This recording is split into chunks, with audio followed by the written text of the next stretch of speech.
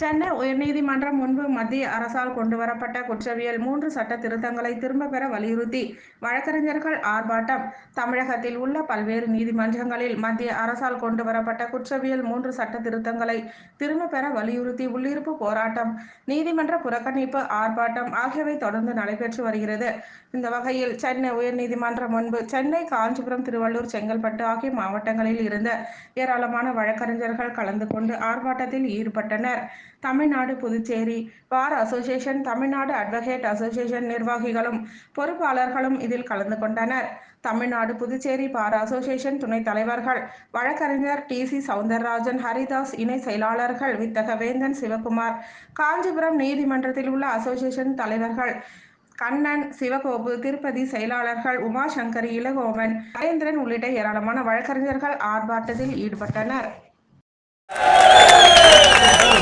அடுத்த இந்த போராட்டத்தை சார்பாக கேட்டுக் கொள்கின்றோம். அடுத்த இந்த நடவடிக்கைகள் குறித்து